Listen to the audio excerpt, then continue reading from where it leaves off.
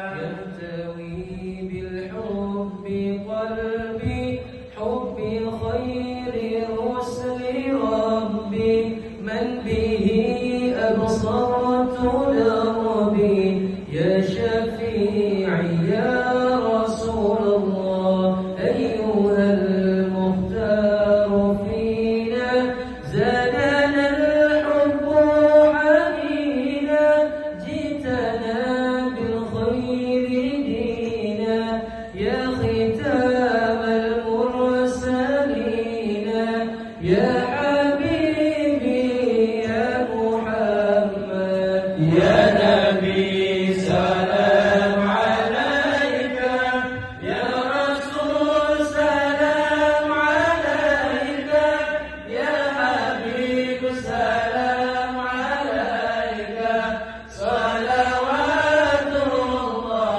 عليك يا نبي سلام عليك يا رسول سلام عليك يا حبيب سلام عليك صلوات الله عليك حي أنت للعينين ضي أنت عند الحوض لي أنت هادي وصفي يا حبيبي يا محمد يا نبي سلام عليك يا رسول سلام عليك يا حبيب سلام عليك صلوات الله عليك.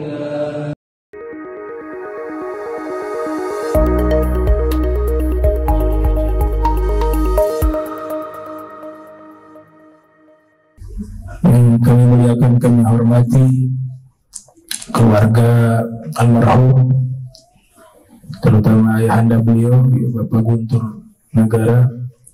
Semoga diberikan ketabahan, keikhlasan, dan diberikan banyak sekali kebaikan setelahnya, setelah daripada wafatnya almarhum Ustaz Abdul Khaliq. Saya secara pribadi sudah kenal cukup lama ya, sama-sama belajar. Kurang lebih 9 atau 8 tahun. Mulai dari awal kuliah di IAIN Ternate, kita sama-sama belajar sampai saat ini. Ya, 4 tahun lulus. Kemudian 2 tahun itu ada waktu dia belajar di Jakarta, kemudian mengabdi di pondok pesantren Al-Herat Sasa. Setelahnya kurang lebih 2 tahun mau menjelang 3 tahun.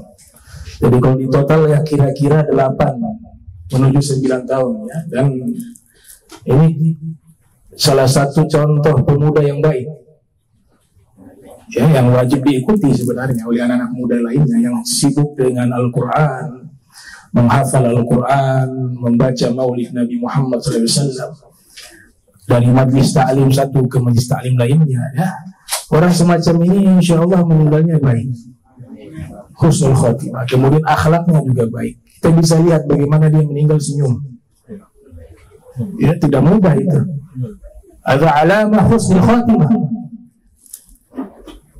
tanda orang husnul khotimah, tabassum fi wajhi, ketika meninggal wajahnya senyum. Kemudian meninggal di bulan yang baik. Bulan apa? Bulan salawat. Karena beliau senang salawat, meninggalnya di bulan salawat. Ayat perintah salawat itu di bulan Sya'ban, beliau meninggalnya di bulan Sya'ban. Wa insyaallah bersama Nabi Muhammad SAW. Insyaallah bersama. Saya saksikan sendiri beliau belajar sungguh-sungguh. Beliau hafal mungkin puluhan juz Al-Quran, belajar nahwu sorof juga. Kita sama-sama belajar ya. Kemudian beliau sering membaca qasidah pujian kepada Nabi Muhammad munsyid.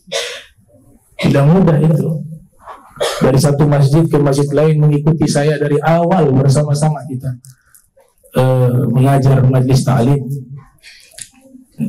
mulai dari Boko Ali di Saliro yang hadir 4-5 orang, 6 orang, terus begitu. Tidak pernah dia patah semangat.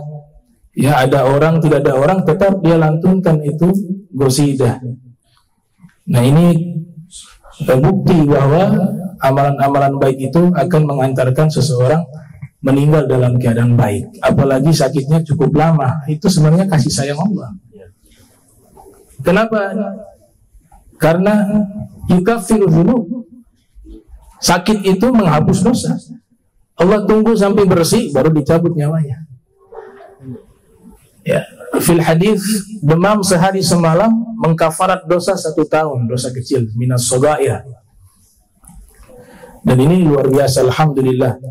Ya, walaupun kita merasa kehilangan ya, karena biasanya memulai pengajian ya bersama Ustadz Jamal ini sama-sama melantunkan qasidah, munsyid, dan juga beliau mengajar di pondok pesantren untuk disiplin ilmu Al-Quran dan juga hafalan-hafalan dari para santri itu disetorkan kepada beliau ya. Tapi alhamdulillah Allah berkehendak sesuatu yang jauh lebih baik ya. Mungkin kalau dibiarkan panjang umur, masa tua dia berubah haluan, kita tidak tahu.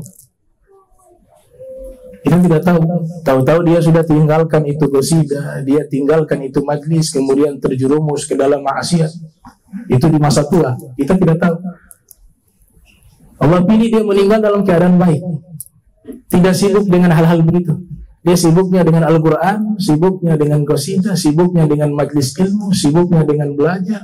Itu saja kegiatannya. Berarti Allah memilih waktu yang tepat untuk Allah wafatkan dia. Apalagi sebentar lagi menjelang bulan suci Ramadan.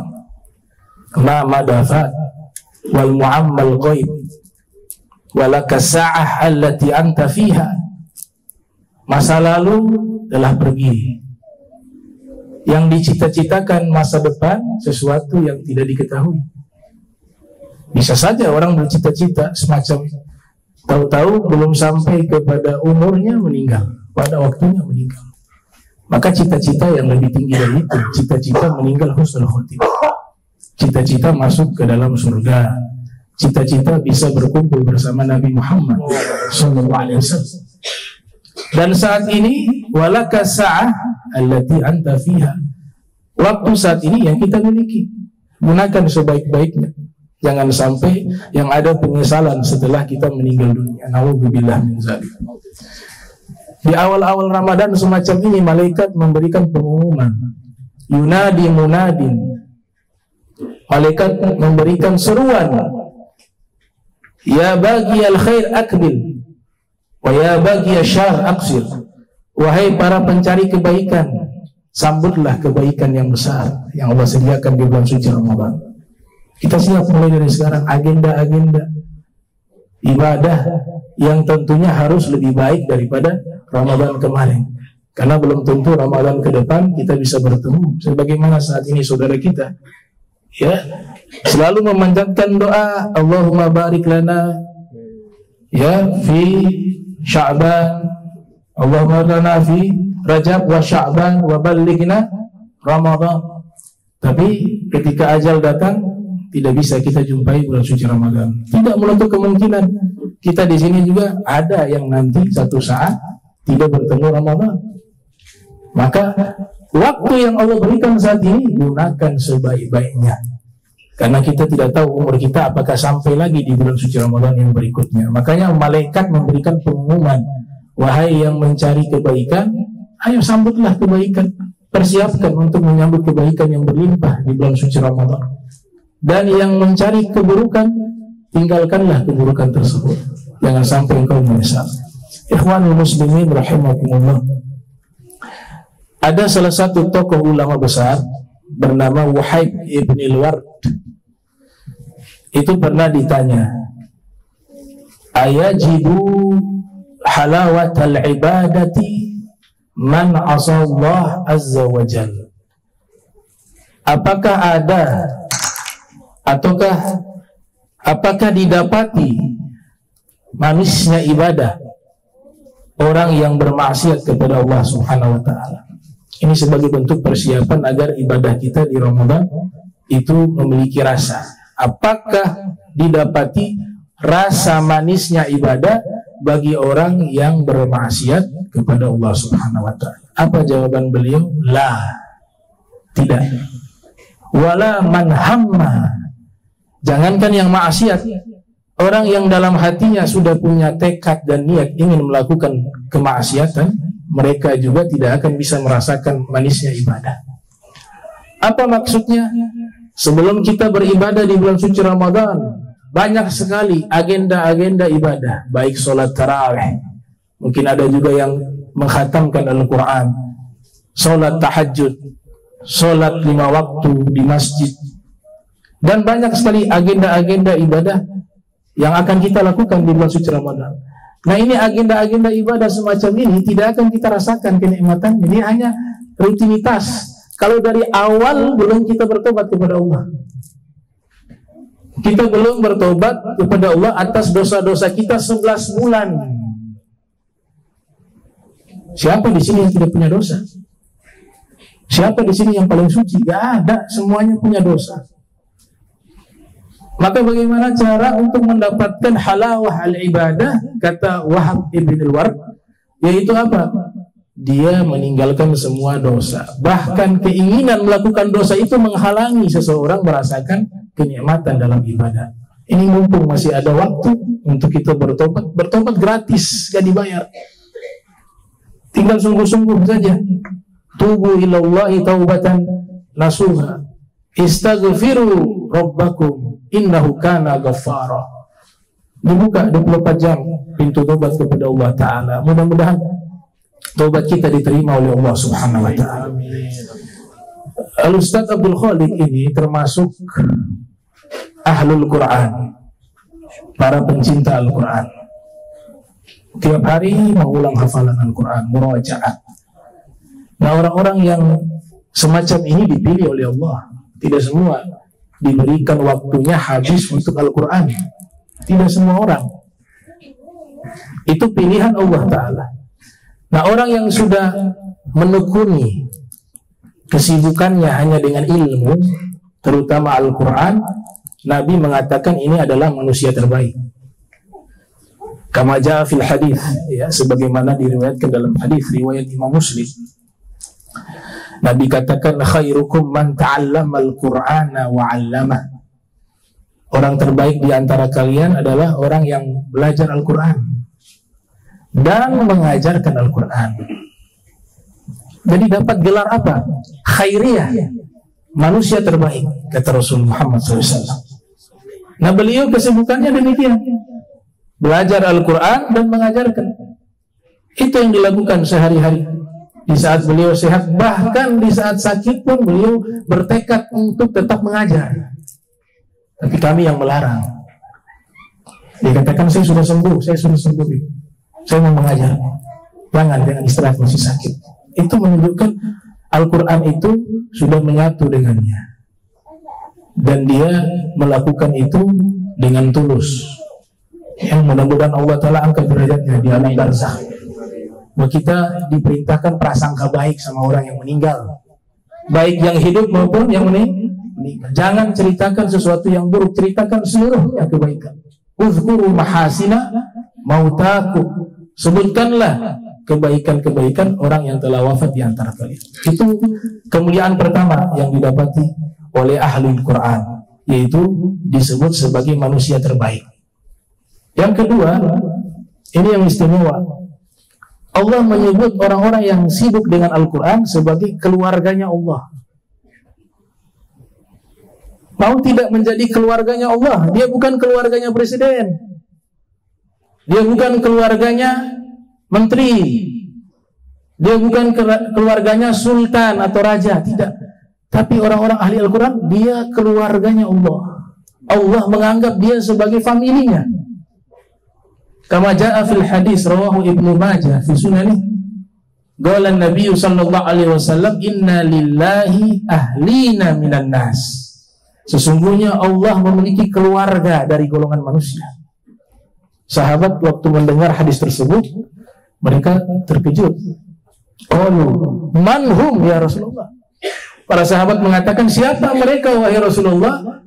Qala Nabi sallallahu alaihi wasallam, hum ahlul Qur'an. Ahlullah wa khassatuh. Mereka itulah adalah ahli Al-Quran, orang-orang yang senang dengan Al-Quran, orang-orang yang memperdalam ilmu Al-Quran, orang-orang yang sehari-harinya waktunya habis dengan Al-Quran. Mereka itu adalah keluarga Allah dan orang-orang istimewanya Allah. Tidak main-main. Jangan hanya barometernya dunia. Ya, orang punya jabatan dihormati, yang ahli Al-Quran tidak dihormati. Ya, harganya dia seperti itu di hadapan Allah. Dunia ini kecil sekali di mata Allah, di mata Rasul SAW. Gak ada harganya. Wa illa janaha ba'udah, kata Nabi. Ya, yang dibangga-banggakan oleh orang yang tadinya rendah hati dapat jabatan jadi sombong. Yang kau dapat sayap nyamuk. Harganya sayap? Gak ada harganya. Harganya ini ahlullah, keluarganya Allah. Siapa mereka? Ahlul Quran. Orang yang hidup bersama Al-Quran, orang yang memperdalam Al-Quran, mengamalkan isi Al-Quran. Itu mereka istimewa di akhirat. Jabatan semua duniawi ini meninggal, yang ada almarhum. Gak ada di bawah jabatan itu ke akhirat, gak ada. Kecuali jabatan itu digunakan untuk kebaikan. Disebut dengan al-imamul adil. Itu memberikan manfaat di akhirat. Keistimewaan ketiga, orang-orang yang disebut sebagai ahlul Quran diberikan gelar layaknya seorang nabi, an-nubuwah, apalagi sampai dia hafal. Di dalam kitab Matali'ul Anwar, Syekh Abdullah Basaudan meriwayatkan, man istazhara al-Quran faqad udrijat an-nubuwah baina katifaihi illa annahu la yuha ilaihi.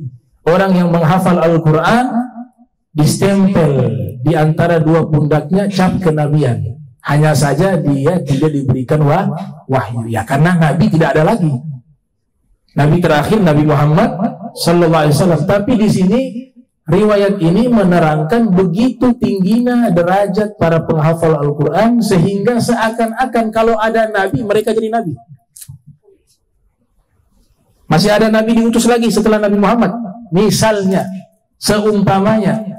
Maka orang-orang yang layak mendapatkan stempel kenabian itu adalah orang-orang yang menghafal Al-Quran dan mengamalkan Al-Quran.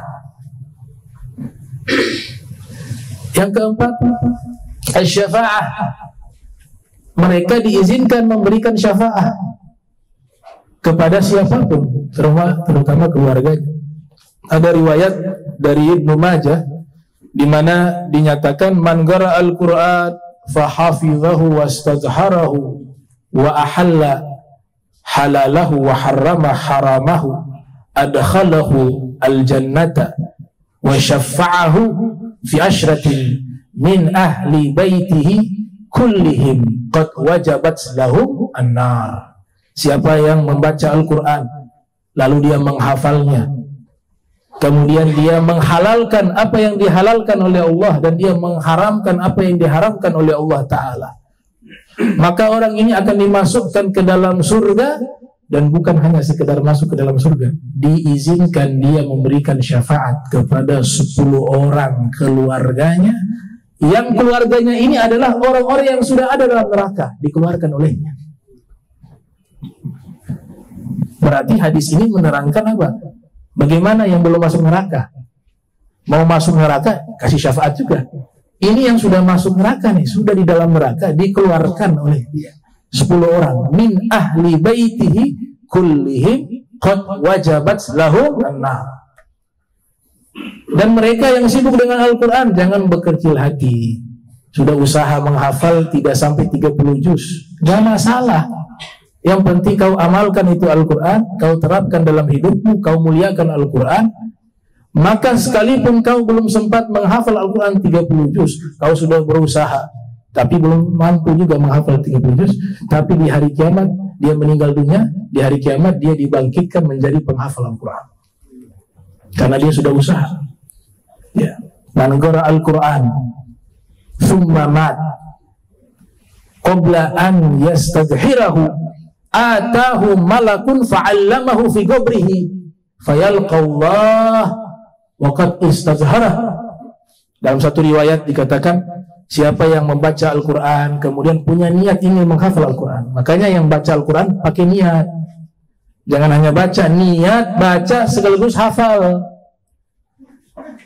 Niat baca sekaligus hafal. Hafal itu adalah, menghafal Al-Quran adalah satu kemuliaan yang Nabi katakan, kalau siapa menganggap ada kemuliaan lebih tinggi daripada menghafal Al-Quran, maka dia adalah orang yang bodoh. Artinya derajat sangat tinggi. Maka niat membaca sekaligus menghafal. Dalam riwayat tersebut, ternyata meninggal dunia belum sempat dia menghafal 30 juz tersebut, maka malaikat akan datang ke dalam kuburannya dan malaikat akan mengajarkan dia hingga dia hafal Al-Quran 30 juz di dalam kuburannya dan berjumpa dengan Allah Ta'ala dalam keadaan sebagai orang yang menghafal Al-Quran 30 juz. Nah, ini derajat yang sangat tinggi. Dan yang kelima, kemuliaan Ahlul Quran, orang tuanya dipakaikan mahkota di yaumil qiyamah. Kalau beliau yang menghafal, yang mengamalkan Al-Quran, yang membaca Al-Quran, yang mengamalkan Al-Quran, yang menghafal Al-Quran, mereka punya lebih dari itu. Tapi orang tuanya kebagian. Man hafidhal Quran atau man ta'allama Al-Quran, wa fi riwayah man istazhara Al-Quran wa amila bima fi ulbisa walidahu taja yaumal qiyamati wa dawuhu ahsanu min dawi syams. Rawahu Abu Dawud fi Sunan. Nabi katakan, siapa yang belajar Al-Quran, wa fi riwayah membaca Al-Quran, dalam riwayat yang lain menghafal Al-Quran. Jadi bisa tiga, bisa yang belajar, bisa yang membaca, bisa juga yang menghafal. Semua kebagian. Wa amila bima fihi, tapi bukan sekedar dihafal, bukan sekedar dibaca, tapi dia berusaha mengamalkan. Kita gak bisa mengamalkan langsung isi Al-Quran. Itu belajar ilmu agama itu, ilmu fikih, ilmu akidah, ilmu tasawuf, ya itulah pengamalan Al-Quran lewat ilmu-ilmu itu. Gak bisa secara langsung, karena kita bukan ulama. Memahami Al-Quran secara mandiri itu harus memiliki kapasitas keilmuan yang tinggi. Tapi kita mengikuti siapa? Para ulama. Mereka menyimpulkan isi Al-Quran. Kita menerapkan hukum Al-Quran, ilmu fikih sudah ada. Menerapkan tentang tazkiyah nufus, ilmu tasawuf atau ilmu akhlak. Menerapkan akidah, ilmu tauhid, dan seterusnya. Dipakaikan mahkota kepada kedua orang tuanya di hari kiamat, dan cahaya mahkota itu lebih terang daripada cahaya matahari. Ini 5 kemuliaan Ahlul Quran. Subhanallah, Nabi Muhammad SAW diceritakan dalam kitab At-Tibyan fi Adabi Hamalatil Quran, karya Imam Nawawi, lahir 631 wafat 676 Hijriah. Di perang Uhud, selesai perang Uhud, ada 2 orang syahid dari golongan kaum muslimin. Nabi pakaikan kain kafan berupa pakaian thawbun, pakaian putih. Dari satu pakaian itu, karena kekurangan kain kafan atau pakaian, maka 2 jenazah digabung dengan satu kain kafan. Gak ada lagi kain, darurat. Ketika sudah dikafani 2 jenazah tersebut, liang lahatnya hanya satu. Liang lahatnya hanya satu. Tapi tetap kedua-duanya dikuburkan. Kemudian Nabi katakan, ayyuhuma aktsaru hifdza lil Quran. Di antara 2 jenazah ini, dua-dua mulia, mati syahid perang Uhud. Di antara kedua ini, siapa yang paling banyak hafalannya? Siapa yang paling banyak hafalan Al-Qur'annya? Kata Nabi Muhammad. Dia katakan, para sahabat mengatakan, ini ya Rasulullah, fulan. Maka Nabi dahulukan yang paling banyak hafal Al-Quran, dimasukkan ke liang lahat.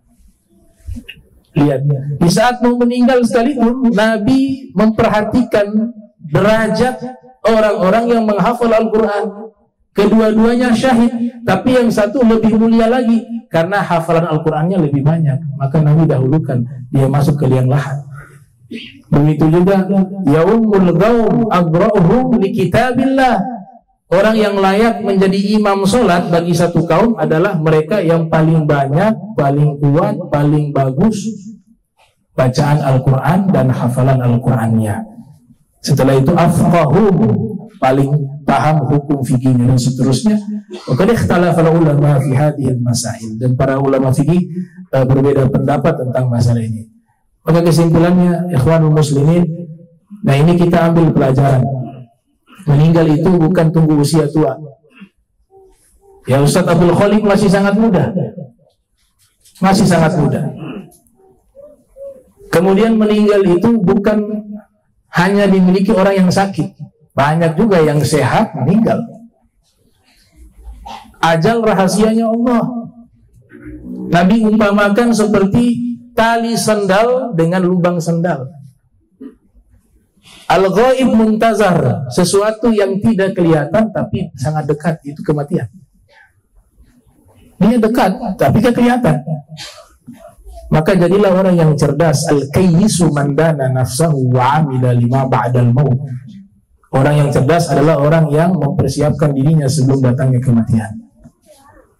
Selalu mengintrospeksi dirinya untuk menjadi manusia yang setiap waktu makin baik, makin baik, makin baik. Jangan sebaliknya, makin bertambah umur makin jahat. Na'udzubillah. Harusnya makin bertambah umur makin baik, karena umur bertambah, usia bertambah, umur berkurang. Kita makin dekat dengan kuburan kita. Nah, yang meninggal dunia tanpa bawa bekal amal sebanyak-banyaknya, dia bagaikan berlayar tanpa menggunakan kapal. Itu yang disampaikan oleh Al-Ustaz Abdul Khaliq dalam khutbahnya di Muttaqin. Ya, mungkin itu khutbah terakhir ya.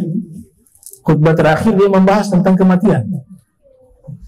Mengutip ucapannya Sayyidina Abu Bakar Siddiq, man mata bila zat faka'annama rakibal bahra bila safina. Siapa yang meninggal tanpa bawa bekal amal yang banyak, seakan-akan dia berlayar di lautan tanpa kapal. Kita akan tenggelam tanpa kapal, karena perjalanan akhirat lebih jauh dari perjalanan di dunia ini. Lebih jauh. Imam Ali bin Abi Thalib kurang apa ikhwan? Sayyidina Ali sudah dijamin surga oleh Nabi Muhammad, sepupunya Nabi Muhammad sallallahu alaihi wasallam, sekaligus juga anak mantunya Rasulullah SAW. Dikatakan sebagai pintunya ilmu. Semua sahabat ada masalah disampaikan kepada beliau setelah wafatnya Rasul. Masa khilafah Sayyidina Abu Bakar, Sayyidina Umar, Sayyidina Utsman. Tapi beliau tiap malam mengatakan, aduh kasihan aku, bekal aku sedikit, amal aku kurang, sedangkan perjalanan akhirat sangat panjang dan jauh. Itu Sayyidina Ali bin Abi Thalib. Oke, yang mudah-mudahan Allah Ta'ala berikan kita basirah, berikan kita hidayah, menjadi orang-orang yang khusyuk lillah wa khusyuk li Rasulillah. Dan kita tutup umur kita husnul khatimah setelah panjang umur sehat walafiat. Bismillahirrahmanirrahim. Alhamdulillahirabbil alamin. Allahumma shalli wa sallim ala sayyidina Muhammad. Allahumma jam'ana hadza jam'an marhuma wa tafarraqna ba'di tafarruqan ma'zuma wa la tajal minna wa la minna shakila mahruma. Subhanaka bihamdika asyhadu an astaghfiruka wa atubu ilaihi. Wa sallallahu alaihi wa sallam Muhammadin wa ala alihi wa sahbihi wa barakahu ila hadratin nabiyil Fatihah.